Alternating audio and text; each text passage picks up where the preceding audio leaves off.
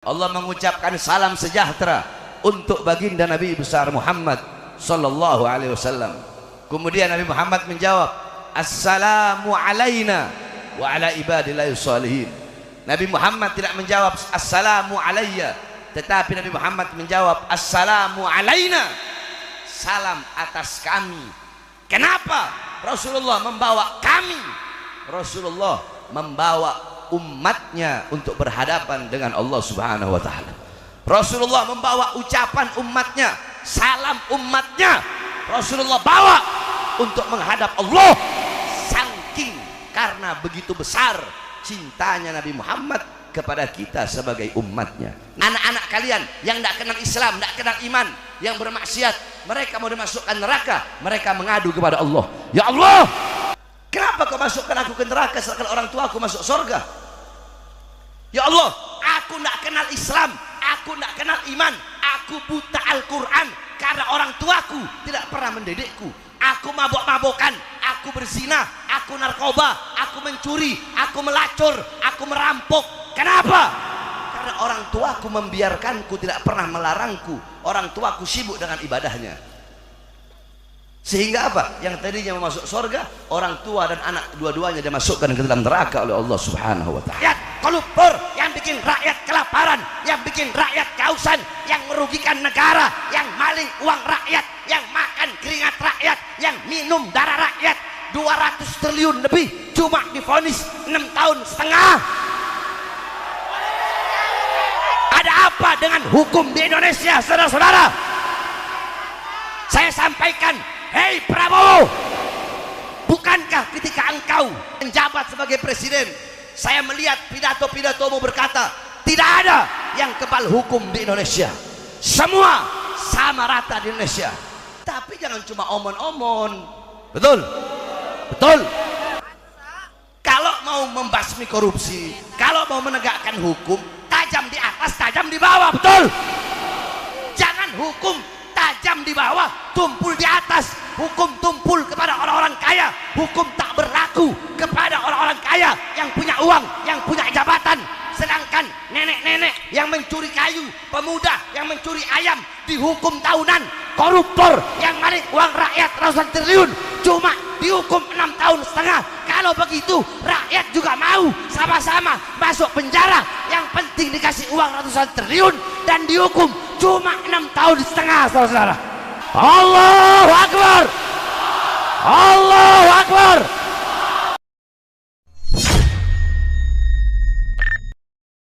Siapa yang ingin maju, khususnya bagi para santri-santri, jikalau kalian ingin pemikiran kalian terdepan, kalian ingin ilmu kalian barokah, kalian ingin ilmu kalian bermanfaat, maka berpegang teguhlah kepada kitab-kitab terdahulu, berpegang teguhlah kepada kitab-kitab para ulama-ulama salaf. Sebab para ulama-ulama salaf di dalam mengarang kitab tidak sama dengan ulama-ulama sekarang. Keikhlasan mereka tidak sama, niat mereka tidak sama, gerakan hati mereka tidak sama, gerakan langkahan kaki mereka tidak sama dengan ulama-ulama sekarang.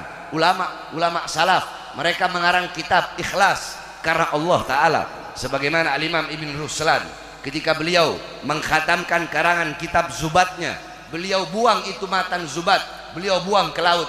Orang-orang berkata, ya Imam, engkau bersusah payah bikin ini kitab Zubat, setelah jadi kenapa kok engkau buang ke laut?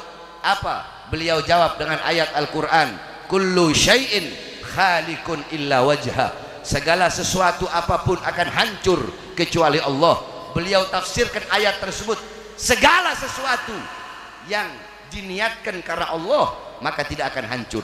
Tetapi jikalau sesuatu diniatkan bukan karena Allah, pasti akan hancur. Aku mengarang ini kitab, jikalau aku niatkan karena Allah, walaupun aku buang ke laut, ini kitab tidak bakal hancur. Tapi kalau aku karang ini kitab, niatku bukan karena Allah, niatku karena dunia, niatku karena ingin dipuji orang, maka ini kitab pasti akan hancur. Sampai sekarang pondok pesantren mana yang tidak memakai kitab Zubat? Itu kenapa? Karena keikhlasan para ulama-ulama zaman dulu di dalam mengarang kitab. Banyak kitab-kitab yang menjelaskan tentang Isra wal Mi'raj baginda Nabi besar Muhammad sallallahu alaihi wasallam. Ada kitab As-Siraj Al-Wahhaj fi Haqa'iqil Mi'raj karangan al-Imam Abul Ishaq Muhammad ibn Ibrahim An-Nu'mani Asy-Syafi'i. Kemudian ada kitab Al-Mi'raj karangan al-Imam Abdul Karim Al-Kushairi. Kemudian ada kitab Ar-Risalah fil Mi'raj karangan al-Imam Abul Hasan Ali bin Muhammad Al-Lakhmi. Ada kitab Ayatul Kubra fi Syarah Qissatil Isra karangan al-Imam As-Suyuti. Ada kitab Al-Ayah Az-Zahimah fil Mi'raj Sayyidu Ahli Dunya wal Akhirah karangan al-Imam Al-Hafidh Syamsuddin Muhammad ibn Yusuf Asy-Syami Ad-Dimashqi.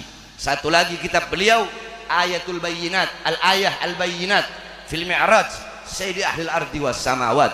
Kemudian ada kitab An-Nurul Wahhaj fi Qissah Isra wal Mi'raj.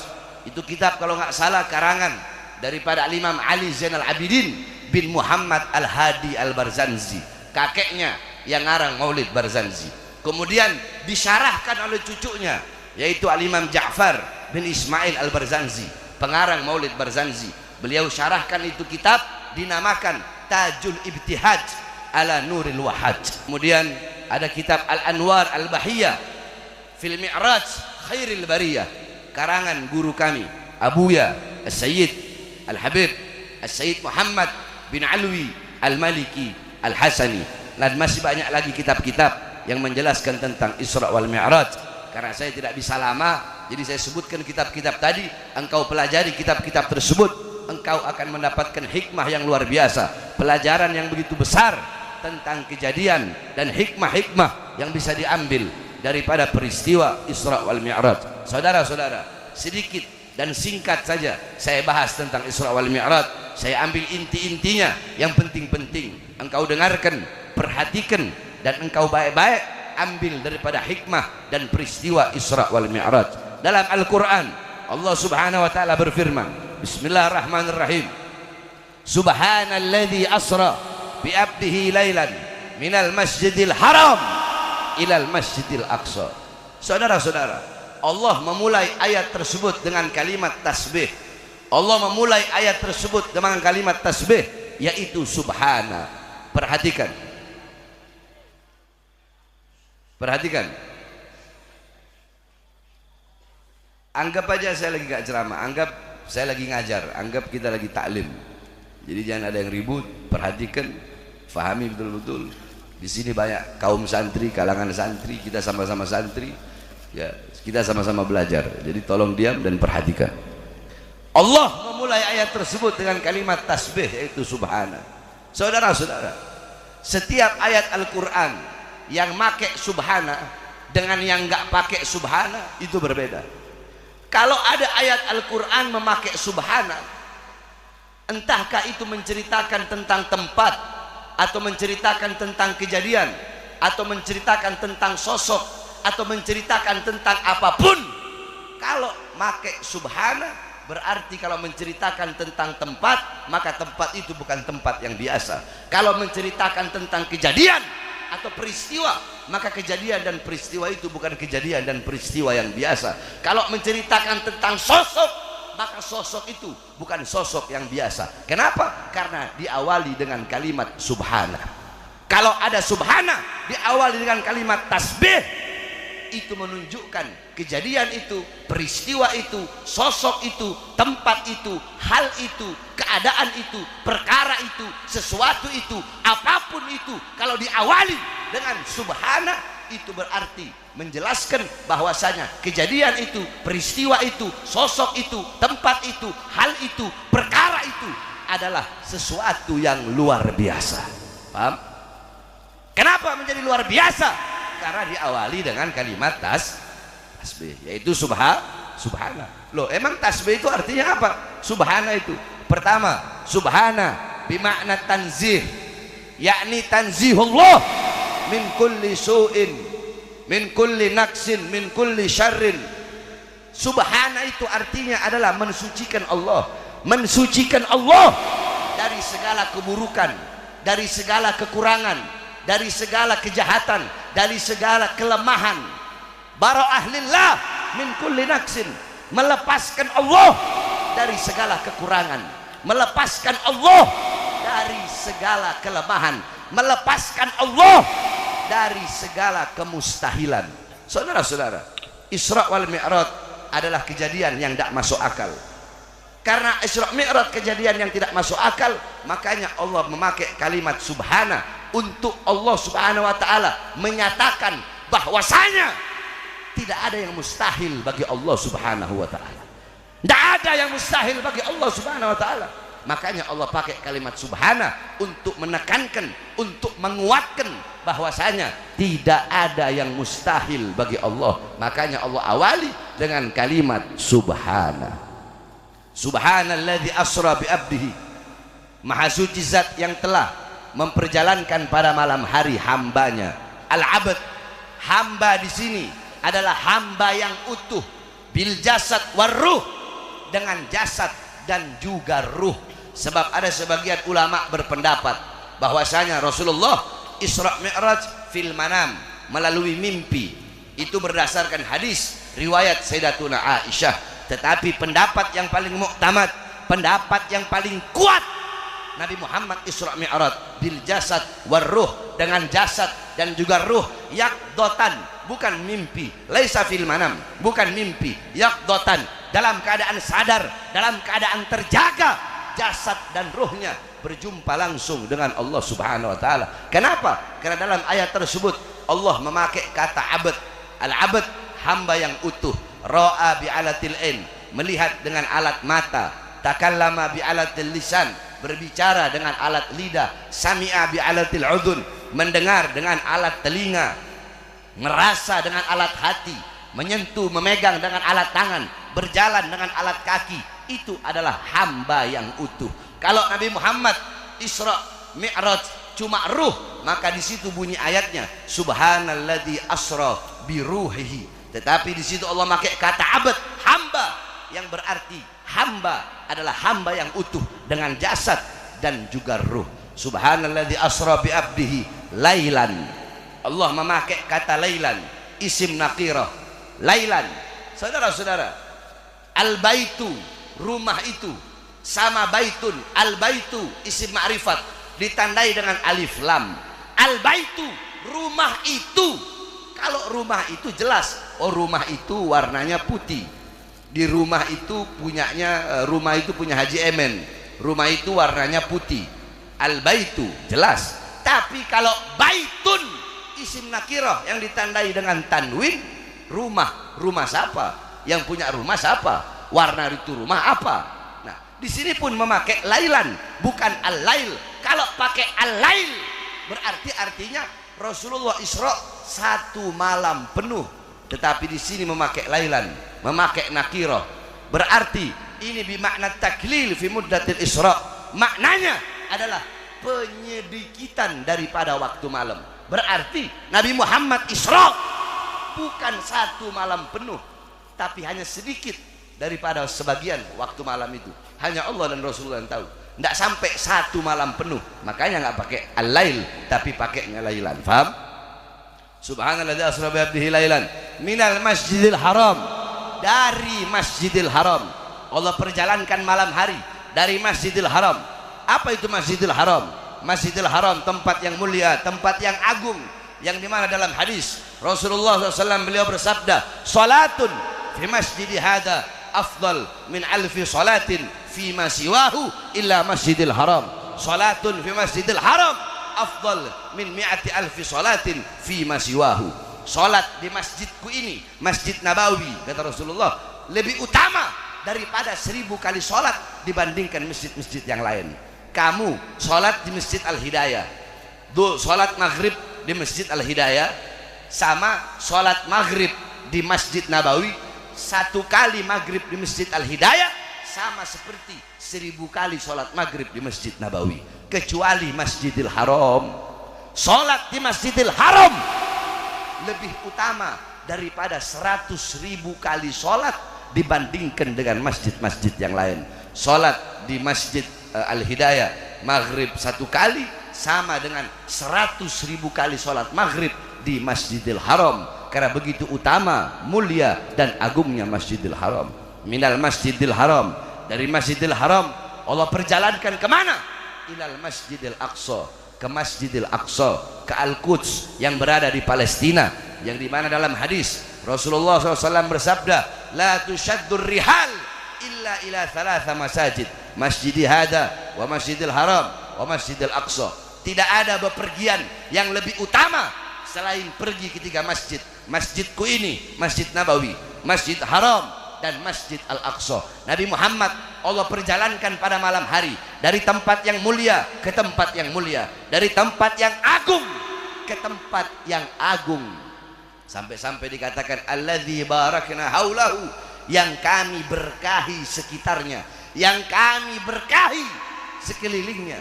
Kemudian setelah Allah perjalankan pada malam hari, barulah Allah mi'rajkan, Allah naikkan Nabi Muhammad dari Masjid Al-Aqsa menuju Allah Subhanahu wa taala. Langit pertama, kedua, ketiga, keempat, kelima, keenam, ketujuh. Saya kalau mau ceritakan, kalau mau bahas tentang Isra Mi'raj secara detail 1 bulan nggak bakal habis. Intisari daripada Isra wal Mi'raj, dan mungkin ada beberapa kejadian-kejadian yang jarang kita tahu tentang Isra Mi'raj Nabi Muhammad SAW.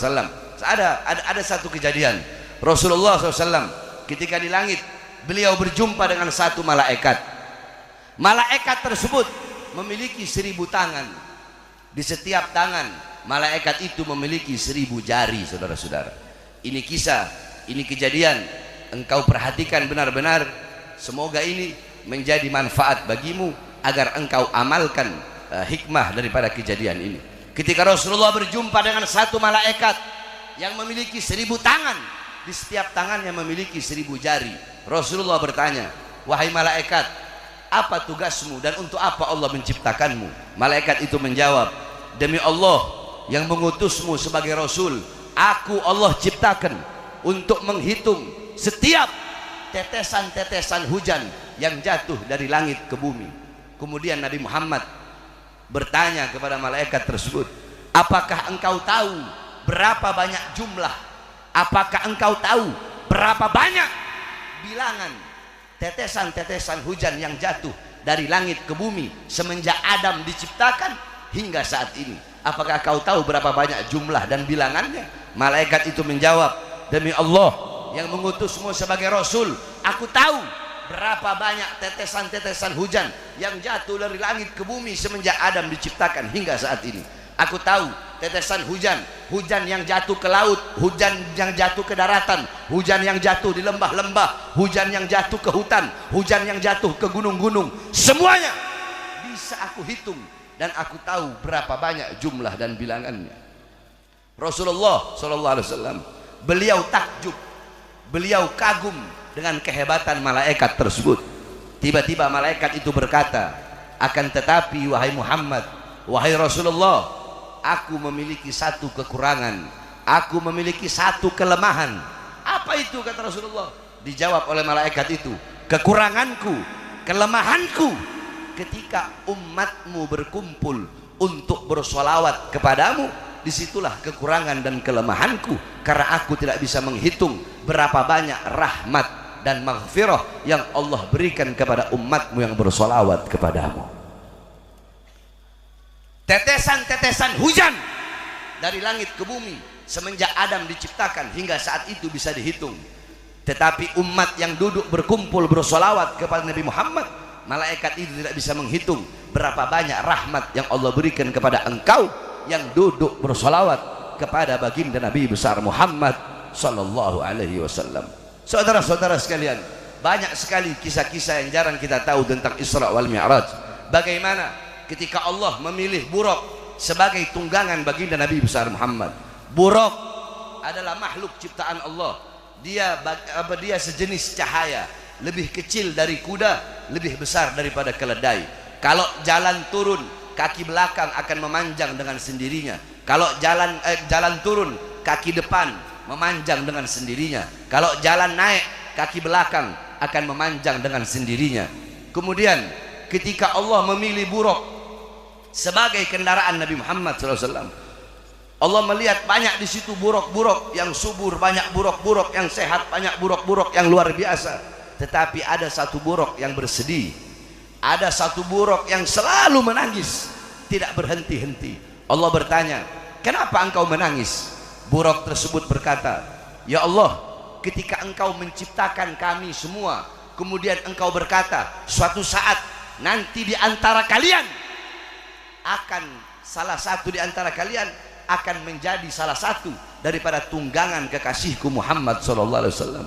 Ketika engkau berkata itu dulu ya Allah, semenjak engkau berkata itu sampai sekarang aku menangis. Kenapa? Karena aku berharap akulah yang menjadi kendaraan makhluk yang paling mulia kekasihmu, yaitu baginda Nabi besar Muhammad sallallahu alaihi wasallam. Karena kerinduan buruk tersebut, karena kecintaan buruk tersebut, dari sekian banyak buruk itulah yang Allah pilih untuk menjadi kendaraan daripada baginda Nabi besar Muhammad sallallahu alaihi wasallam. Singkat cerita, saudara-saudara, Nabi Muhammad sallallahu alaihi wasallam berjumpa dengan Allah. Ketika Nabi Muhammad akan berjumpa dengan Allah, Nabi Muhammad berkata kepada Jibril, "Ya Khalili Jibril, wahai kekasihku Jibril, ayo kau ikut denganku berjumpa dengan Allah." Apa kata Jibril? "Wahai Rasulullah, tugasku cukup sampai di sini. Aku tidak bisa meneruskan perjalanan. Kalau aku sampai berjumpa dengan Allah, aku akan hancur terbakar, tidak akan tersisa apapun." Rasulullah menjawab, "Wahai Jibril, bukankah engkau tercipta dari cahaya? Bagaimana mungkin engkau akan hancur?" Jibril menjawab, "Ya, aku diciptakan dari cahaya, tapi aku bukan bagian dari cahaya Allah. Sedangkan engkau Allah ciptakan dari cahaya, dan engkau adalah bagian dari cahaya Allah. Hanya engkaulah satu-satunya yang bisa langsung berjumpa dengan Allah tanpa adanya penghalang." Sebagaimana dalam hadis dikatakan, an Jabir bin Abdullah Al-Ansari radhiyallahu anhu qaal, "Qultu ya Rasulullah, bi abi wa ummi akhbirni an awwali syai'in halagallahu qabla al-asya." Qala ya Jabir, halagallahu qabla al-asya nura nabiyyika Muhammadin sallallahu alaihi wasallam min nurih. Dari Jabir bin Abdullah Al-Ansari, semoga Allah meridai keduanya. Jabir bin Abdullah, "Qultu," aku berkata, kata Jabir, "Ya Rasulullah, wahai Rasulullah, beritahu aku siapakah makhluk yang pertama kali diciptakan oleh Allah sebelum Allah menciptakan apa-apa. Belum ada langit, belum ada bumi, belum ada sorga, belum ada neraka, belum ada arsy, belum ada galamullah, penanya Allah, belum ada syajaratul ahya, pohon kehidupan, belum ada apa-apa. Yang ada hanya Allah subhanahu wa ta'ala. Makhluk yang pertama kali diciptakan oleh Allah adalah cahaya nabimu, cahaya baginda Nabi besar Muhammad, cahaya Nabi besar Muhammad sallallahu alaihi wasallam. Sebelum Allah ciptakan apa-apa, yang pertama kali Allah ciptakan cahaya Nabi Muhammad sallallahu alaihi wasallam. Sehingga saudara-saudara, kalau kita mau berpikir pakai akal, saya tanya semua yang hadir di sini, tahu matahari? Tahu matahari? Andaikan bumi nyampe ke matahari, hancur nggak bumi? Hancur nggak? Andaikan Mars, planet Mars nyampe ke matahari, hancur nggak? Hancur. Mau apapun kalau dia sampai ke matahari, makhluk itu pasti hancur. Yang bisa sampai ke matahari itu apa?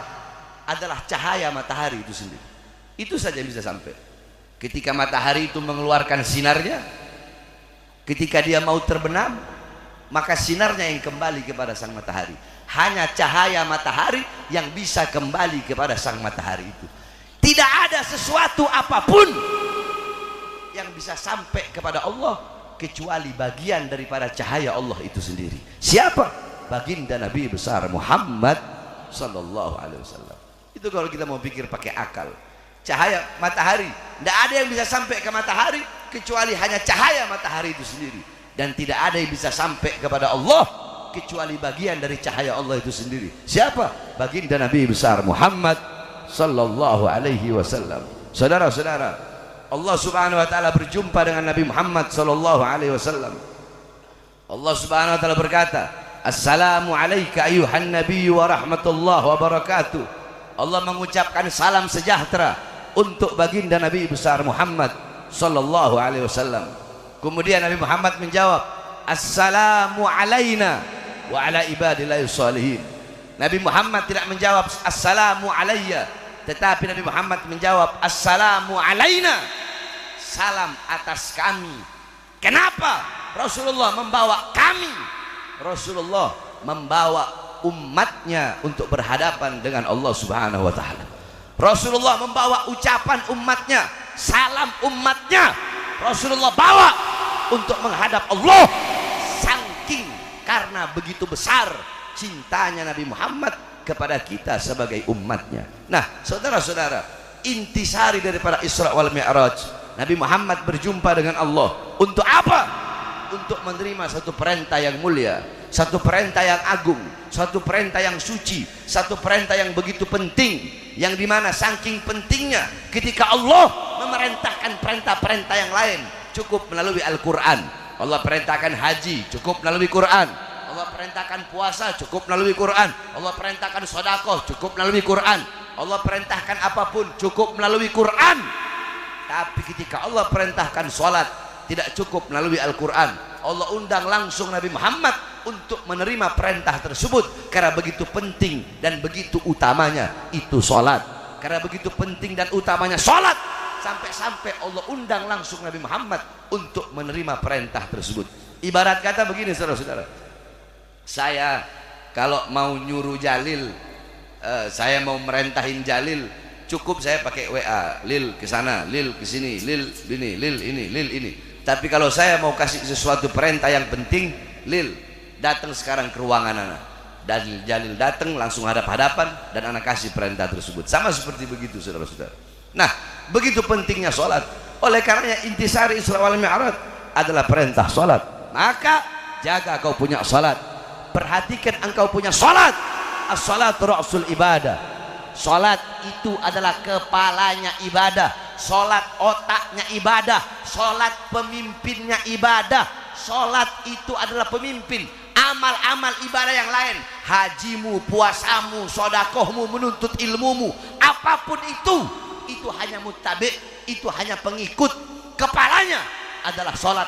Baik buruknya amal ibadahmu, bagus atau rusaknya amal ibadahmu, itu tergantung daripada sholatmu. Jikalau sholatmu baik, sholatmu bagus, sholatmu sempurna, maka seluruh amal ibadahmu bakal baik, bakal bagus, bakal sempurna. Tapi kalau kau punya sholat rusak, kau punya sholat buruk, kau punya sholat tidak sempurna, kau punya sholat hancur, maka seluruh amal ibadahmu bakal rusak, bakal buruk, dan bakal hancur. Idza taghayyara ar-ru'us taghayyara al-mar'us. Apabila pemimpin rusak, maka yang dipimpin pun akan rusak. Nah, sholat pemimpin ibadah. Kalau kau punya sholat tak benar, kau punya sholat tak bagus, kau punya sholat tak baik, maka seluruh amal ibadahmu bakal hancur. Maka wasiat saya, perhatikan benar-benar engkau punya sholat. Saudara-saudara sekalian yang dimuliakan oleh Allah Subhanahu wa taala, saya nggak pernah percaya dengan orang-orang yang selalu berkata lebih baik jauh di mata tapi dekat di hati, jauh di mata dekat di hati, jauh di mata dekat di hati. Saya nggak percaya dengan kata-kata itu. Yang saya percaya, kalau dekat di hati pasti dekat di biji mata, saudara-saudara.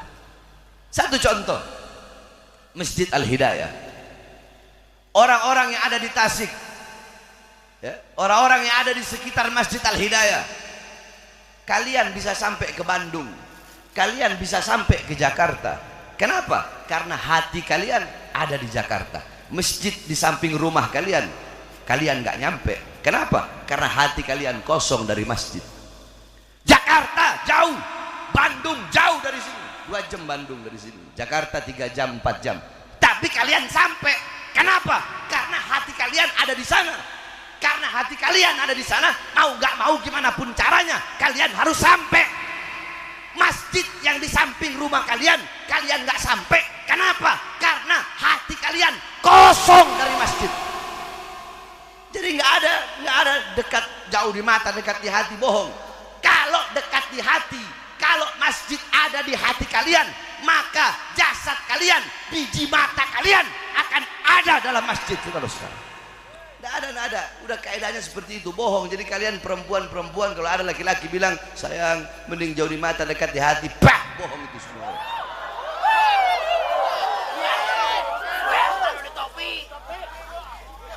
Jadi kalau Habib Bahar bilang apa? Nggak ada jauh di mata dekat, nggak ada jauh di mata dekat, yang ada dekat di hati, dekat bukan di mata, biji mata. Kalau dekat di hati pasti dekat di Pasti dekat di mata, enggak ada, enggak apa-apa, mending jauh di mata tapi dekat di hati. Bohong itu orang itu, dusta itu orang. Sebab kalau jadi dekat di hati, pasti dekat di mata. Contohnya apa? Masjid di samping rumah nggak nyampe. Jakarta ke Ancol nyampe, ke Dufan nyampe, kemana-mana nyampe. Orang Jakarta sebaliknya ke Bandung nyampe, ke Tasik nyampe, ke Garut nyampe. Masjid di samping rumah mereka nggak nyampe. Orang Tasik masjid di samping rumahnya nggak nyampe, ke Jakarta nyampe. Orang Jakarta ke Bandung nyampe, masjid di rumah mereka nggak nyampe. Kenapa? Karena hati kita kosong dari masjid, saudara-saudara. Oleh karenanya mulai sekarang, dengan ada hikmah dan peristiwa daripada Isra Mi'raj, saya wasiatkan khususnya kepada ibu-ibu dan bapak-bapak, jaga, perhatikan sholatnya anak-anak kalian. Perhatikan anak-anak kalian, bagaimana mereka punya sholat. Saudara-saudara sekalian yang dimuliakan oleh Allah, Al-Habib Umar bin Abdurrahman Al-Attas, pengarang Ratib Al-Attas, satu waktu anak beliau wafat, satu waktu anak beliau meninggal dunia. Ketika anak beliau meninggal dunia, orang-orang datang, para habaib, ulama-ulama besar, para masyayikh, para guru-guru, semua datang ngelayat, semua datang takziah kepada beliau. Ketika orang-orang datang takziah, kemudian Al-Habib Umar bin Abdurrahman Al-Attas berkata, sungguh bagi kalian musibah akhirat, musibah agama adalah musibah yang kecil. Apa maksudnya Habib? Habib Umar berkata, demi Allah, bagiku terlambat sholat 5 waktu lebih musibah daripada kematian anakku ini. Terlambat sholat 5 waktu lebih musibah bagiku daripada kematian anakku ini. Sebab kenapa? Anakku mati, ini musibah dunia. Sedangkan terlambat sholat itu musibah agama, musibah akhirat. Itu terlambat sholat. Bagaimana kalau tidak sholat? Kau punya anak-anak tidak kenal Islam, tidak kenal iman. Kau punya anak-anak buta Al-Quran. Sekarang fitnah akhir zaman, kerusakan di mana-mana. Di mana-mana terjadi kerusakan, fitnah di mana-mana, saudara-saudara. Orang-orang tidak lagi kenal agama, tidak lagi kenal iman, tidak lagi kenal Islam, tidak lagi kenal Quran. Al-Quran engkau buang, Al-Quran engkau biarkan. Kau jauh dari ulama, jauh dari para ustadz, jauh dari para kiai, jauh dari para habaib, jauh dari masjid. Tidak kenal Islam, tidak kenal iman, buta Al-Quran, buta ilmu, buta amal, buta ibadah. Bahkan kau tidak kenal baginda Nabi besar Muhammad SAW. Bapak-bapak, ibu-ibu, kau pulang dari ini majelis, pulang dari sini kau punya anak-anak, tanya sama kau punya anak-anak itu, Nabi Muhammad ayahnya siapa namanya, ibunya siapa, kakeknya, neneknya, tanggal lahirnya, bulan lahirnya, tahun lahirnya. Kalau anak-anak kalian tidak tahu hal enteng, hal gampang seperti itu, putra putri kalian tidak tahu, maka kalian tidak pantas disebut sebagai orang tua, saudara-saudara. Kenapa? Karena kalian telah gagal mendidik anak-anak kalian untuk mengenal baginda Nabi besar Muhammad SAW. Jangan ngarep anak-anak kalian bisa memberikan syafaat pertolongan kepada kalian, walaupun kalian orang tuanya ahli ibadah, kalian ahli sholat, kalian orang tua ahli puasa, kalian orang tua ahli agama. Tapi kalau kalian tidak pernah mendidik anak-anak kalian, di akhirat kalian akan dimasukkan surga. Ketika kalian akan dimasukkan surga, anak-anak kalian yang tidak kenal Islam, tidak kenal iman, yang bermaksiat, mereka mau dimasukkan neraka, mereka mengadu kepada Allah, ya Allah, kenapa kau masukkan aku ke dalam neraka? Kenapa kau masukkan aku ke neraka sedangkan orang tua aku masuk surga? Ya Allah, aku tidak kenal Islam, aku tidak kenal iman, aku buta Al-Quran karena orang tuaku tidak pernah mendidikku. Aku mabok-mabokan, aku berzina, aku narkoba, aku mencuri, aku melacur, aku merampok. Kenapa? Karena orang tuaku membiarkanku, tidak pernah melarangku. Orang tuaku sibuk dengan ibadahnya. Sehingga apa? Yang tadinya mau masuk surga, orang tua dan anak dua-duanya dimasukkan ke dalam neraka oleh Allah Subhanahu wa taala. Bukankah dalam Al-Qur'an Allah Subhanahu wa taala berfirman, "Ku anfusakum wa ahlikum nar." Jagalah keluarga kalian, anak kalian, istri kalian dari api nerakanya Allah. Bagaimana cara menjaganya? Al-Imam Abdullah bin Abbas berkata, maksud dari ayat tersebut, ay allimuhum wa'addibuhumuddin. Maksud daripada mencegah keluarga, anak, istri daripada api neraka. Dengan apa? Dengan mendidik mereka, mengajarkan mereka tentang agamanya Allah Subhanahu wa taala. Ini fitnah akhir zaman, kerusakan di mana-mana. Judi online di mana-mana. Pencuri di mana-mana, korupsi di mana-mana, narkoba di mana-mana. Semuanya kecanduan judi online, saudara. Judi online bukan cuma di kota-kota, bahkan di kampung-kampung kecil seperti ini semuanya judi online. Bukan cuma masyarakat biasa, bukan cuma masyarakat, polisinya judi online, betul? Polisi judi online, tentaranya judi online, anggota dewannya judi online, bahkan banyak para pejabat-pejabat dan aparat yang menjadi backing judi online, saudara-saudara.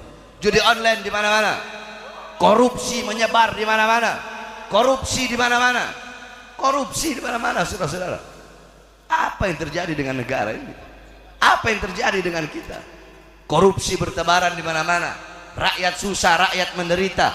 Sedangkan para koruptor dilindungi. Pada koruptor dilindungi. Koruptor yang bikin susah rakyat. Koruptor yang bikin mati rakyat. Koruptor yang bikin rakyat kelaparan, yang bikin rakyat kehausan, yang merugikan negara, yang maling uang rakyat, yang makan keringat rakyat, yang minum darah rakyat. 200 triliun lebih cuma divonis 6 tahun setengah. Ada apa dengan hukum di Indonesia, saudara-saudara? Saya sampaikan, hei Prabowo, bukankah ketika engkau menjabat sebagai presiden, saya melihat pidato-pidatomu berkata tidak ada yang kebal hukum di Indonesia, semua sama rata di Indonesia. Saya tanya, pidato seperti itu bagus tidak? Bagus tidak? Bagus tidak? Tapi jangan cuma omon-omon, betul? Betul? Jangan seperti itu, saudara-saudara. Kalau mau membasmi korupsi, kalau mau menegakkan hukum, tajam di atas, tajam di bawah, betul? Jangan hukum tajam di bawah, tumpul di atas. Hukum tumpul kepada orang-orang kaya, hukum tak berlaku kepada orang-orang kaya yang punya uang, yang punya jabatan. Sedangkan nenek-nenek yang mencuri kayu, pemuda yang mencuri ayam dihukum tahunan. Koruptor yang maling uang rakyat ratusan triliun cuma dihukum 6 tahun setengah. Kalau begitu rakyat juga mau sama-sama masuk penjara. Yang penting dikasih uang ratusan triliun dan dihukum cuma 6 tahun setengah, saudara-saudara. Saya tanya, kalian mau dihukum masuk penjara 6 tahun setengah, dikasih 270 triliun, mau? 270 triliun itu 7 turunan, gak bisa habis itu. Rakyat juga mau kalau begitu. Dan hal ini dipertontonkan di Indonesia, saudara-saudara. Ini membuktikan bahwasanya hukum gak benar, betul? Makanya kita sampaikan kepada pemerintah Prabowo, Prabowo dan wakilnya, kabinetnya, periksa itu hakim yang menvonis kemarin itu koruptor biadab, divonis cuma 6 tahun setengah, sedangkan korupsi ratusan triliun. Periksa itu hakim disuap, disogok, periksa dia. Kalau memang terbukti siapapun yang korupsi harta rakyat, yang merugikan negara, tidak ada ampun bagi koruptor. Hukum mereka bukan dengan seberat-beratnya, hukum mereka dengan hukuman mati, saudara. Saya tanya, Subang Hajar, setuju nggak koruptor dihukum mati? Setuju apa tidak? Setuju apa tidak? Setuju apa tidak? Itu baru orang nggak bakal berani lagi nyolong duit rakyat, betul? Betul? Jadi jangan seenak-enaknya begitu kepada rakyat, jangan. Rakyat nggak buta, betul? Sekarang ini semua rakyat udah nggak kayak dulu. Kalau dulu belum ada internet, nggak sampai di desa-desa, sekarang internet sudah sampai, masyarakat udah nggak bisa dibodoh-bodohi lagi, betul? Betul? Makanya saya sampaikan kepada para pejabat-pejabat, tegakkan hukum dan seadil-adilnya. Jangan semena-mena kepada rakyat. Jangan butuh sama rakyat kalau cuma ada maunya doang. Mau pilpres, mau pilkada, mau pilbu, pilihan bupati, pilihan wali kota, baru butuh sama rakyat. Giliran udah jadi, lupa sama rakyat. rakyat dibiarkan susah, rakyat dibiarkan kelaparan? Berapa banyak di Indonesia zaman sekarang ini? Berapa banyak rakyat yang pengangguran? Berapa banyak pemuda-pemuda pengangguran? Berapa banyak kemiskinan merajalela di mana-mana? Akan tetapi kalau ada kebijakan-kebijakan pemerintah, kalau ada kebijakan-kebijakan presiden dan kabinetnya, Prabowo dan kabinetnya, kebijakan-kebijakan yang menguntungkan rakyat, maka akan rakyat dukung. Betul. Contoh, belum 100 hari Prabowo jadi presiden, semua jadi online sudah dilibas. Bagus nggak? Bagus nggak? Bagus nggak? Koruptor dilibas. Bagus nggak? Bagus nggak? Kecuali yang kemarin, nah, itu harus diperiksa itu hakimnya itu. Jangan sampai rakyat yang turun tangan. Betul? Betul. Kalau sampai di pengadilan rakyat, mungkin hakim sama koruptornya bisa mati sama-sama itu, saudara-saudara. Betul? Betul? Betul? Jadi jangan permainkan rakyat. Saya ketika melihat pidato-pidato Prabowo, saya bilang, oh ini bagus, kebijakan-kebijakan yang bagus ya kita dukung. Betul?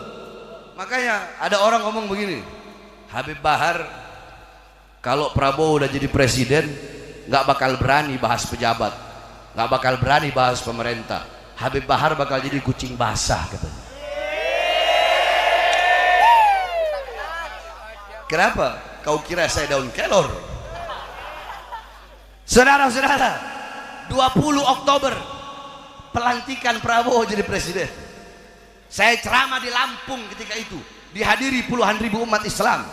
Di situ saya sampaikan, saya ikrarkan apa saya bilang.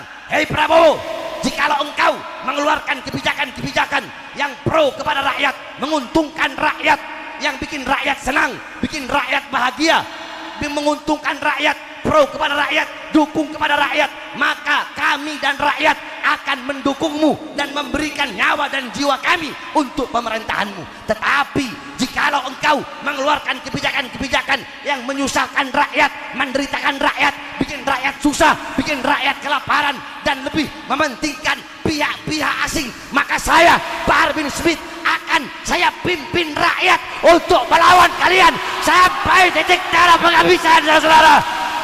Allahu Akbar, Allahu Akbar. Siap lawan kebijakan yang menyengsarakan rakyat, siap lawan kezaliman, siap lawan ketidakadilan, siap lawan kemungkaran. Allahu Akbar. Indonesia merdeka, merdeka, merdeka. Allahu Akbar.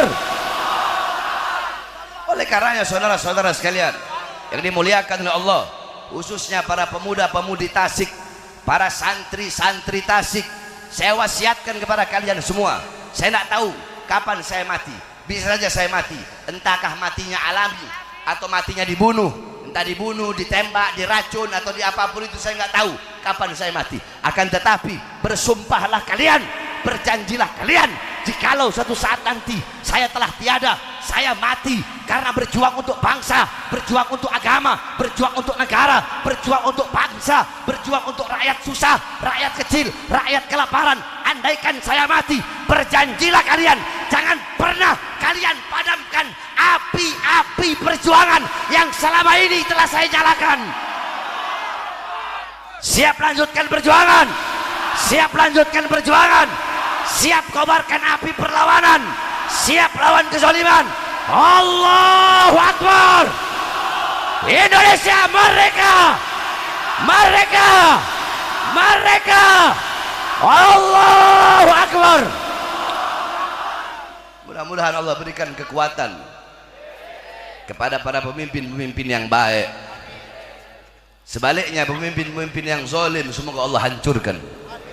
Pemimpin-pemimpin yang baik, yang adil, semoga Allah berikan kekuatan agar selalu bisa menolong rakyat, selalu bisa menjadi pelindung rakyat dan masyarakat kecil. Amin amin ya rabbal alamin. Makanya kita doakan ya, mudah-mudahan Allah berikan kekuatan sehingga para pemimpin-pemimpin dan pejabat serta aparat kita bisa menjadi pejabat aparat yang adil ya, yang adil, yang insaf, yang tawassut, yang tawazzun, yang berpihak kepada rakyat.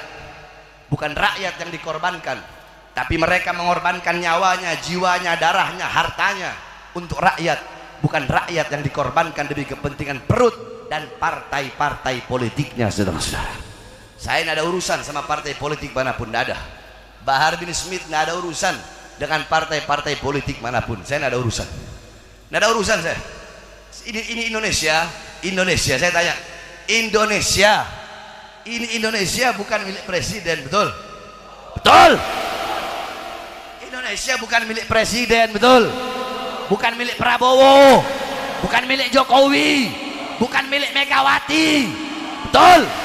Bukan milik PDI, bukan milik Gerindra, bukan milik Golkar, bukan milik PKS, bukan milik PKB, bukan milik PAN, bukan milik Demokrat. Indonesia bukan milik pejabat manapun, bukan milik Kapolri, bukan milik Panglima TNI, bukan milik tentara, bukan milik polisi, tetapi Indonesia milik kita bersama, bangsa dan rakyat Indonesia. Allahu Akbar. Hidup rakyat, hidup rakyat, hidup rakyat. Allahu Akbar. Oleh karenanya sekarang saatnya kita rakyat bersatu, betul? Pilpres sudah selesai, pilkada sudah selesai, betul? Nah, mungkin kemarin-kemarin waktu pilpres, waktu pilkada, ada di antara kita yang di sini saling menghina, saling mencaci, saling memaki, saling memusuhi karena beda pilihan. Sekarang kita duduk di sini disatukan oleh baginda Nabi besar Muhammad. Maka kita harus semakin bersatu. Kita yang Muslim disatukan dengan keislaman. Di luar Islam, yang Kristen, Buddha, Hindu, Katolik, walaupun kita bukan saudara seagama, tapi kita saudara sebangsa, setanah air. Kita satu bangsa, satu merah putih, satu Pancasila, satu UUD 45. Kita yang Muslim disatukan dengan ukhuwah Islamiyah. Di luar Muslim, Kristen, Buddha, Hindu, Katolik, walaupun kita nggak seagama, tapi kita disatukan dengan ukhuwah wataniyah, ukhuwah nasionalisme, ukhuwah satu bangsa dan negara kesatuan Republik Indonesia. Ketika semua rakyat telah bersatu, maka disitulah akan ada kemenangan, saudara-saudara. Oleh karenanya sekali lagi, semoga Allah Subhanahu wa taala jadikan kalian semua yang duduk di ini majelis tidak pulang dari ini majelis kecuali kalian menjadi hamba-hamba yang baik, yang taat, yang patuh, yang istiqamah. Pulang dari sini dosa-dosa kalian diampuni oleh Allah. Dosa-dosa yang telah lalu, dosa-dosa yang akan datang, dosa-dosa yang tampak, dosa-dosa yang tidak tampak, mudah-mudahan semua diampuni oleh Allah. Pulang dari sini bawa rahmat. Orang tua bisa menjadi orang tua yang bisa mendidik anak-anaknya dengan pendidikan Nabi Muhammad SAW. Dan santri-santri yang ada di sini mudah-mudahan mendapatkan menjadi santri-santri yang mendapatkan ilmu yang barokah, ilmu yang bermanfaat. Amin amin ya rabbal alamin. Bismillahirrahmanirrahim. Bismillahirrahmanirrahim. Tabarak hitanuna, yasin sakfuna, kaf ha ya ain sad kifayatuna, hamim ain sin kaf himayatuna, fasayakfikahumullah wa huwa samiul alim, fasayakfikahumullah wa huwa samiul alim, fasayakfikahumullah wa huwa samiul alim. Wa sallallahu alaihi wasallam Muhammadin wa ala alihi wa sahbihi wa barik wa sallim walhamdulillahi rabbil alamin.